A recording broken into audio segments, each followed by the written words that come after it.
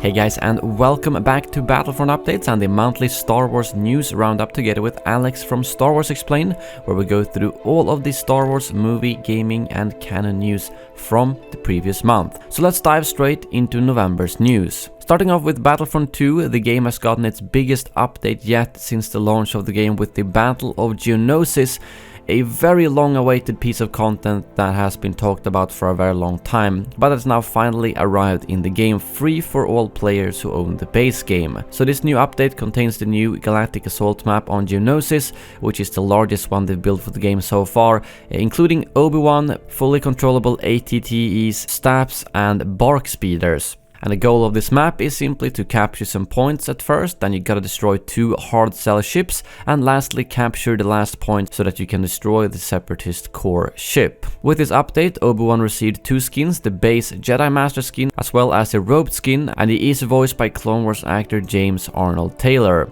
General Grievous also received a new legendary skin called Shattered, which is a new canon look for him, which is pretty cool to see in the game. There was also a couple of welcome updates with this content drop, such as a nerf to Chewbacca as well as a lot of fixes to General Grievous abilities.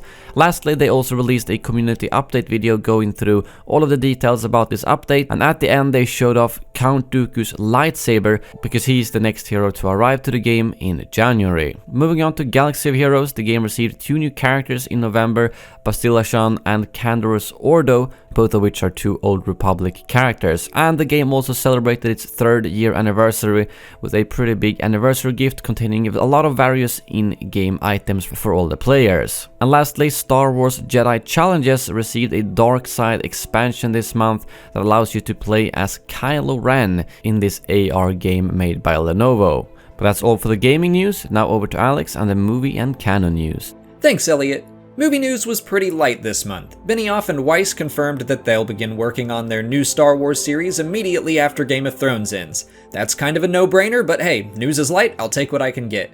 So let's move on to TV news, which had some huge reveals in November. The biggest surprise was the announcement of a series following Cassian Andor in the early days of the Rebellion that'll premiere on Disney+.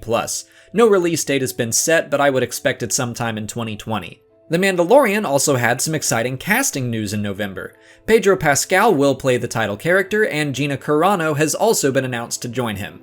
Industrial Light and Magic has officially opened up a television branch called ILM TV to support these and more productions. Moving on to theme parks, we got some unexpected news about Galaxy's Edge. John Williams has composed some new music for Batuu, and details about 2 of the attractions were also revealed. Smuggler's Run will put visitors in the cockpit of the Millennium Falcon, and Rise of the Resistance gets them stuck in the crossfire of a Resistance and First Order engagement. Both are said to take place after the events of The Last Jedi. Finally, Lucasfilm has announced a series of new animated shorts that will debut on a new YouTube channel called Star Wars Kids. The series, called Star Wars Galaxy of Adventures, is aimed at very young kids as a way for parents to get them hooked early, I guess, and there will be an educational component as well. But that's it from movie, TV, and other canon news, so now back to Elliot. Thank you, Alex. That brings this video to an end. If you haven't checked out Alex's channel already, make sure to do so for all things Star Wars, movie, canon, and lore news. Thank you very much for watching, and as always, may the Force be with you.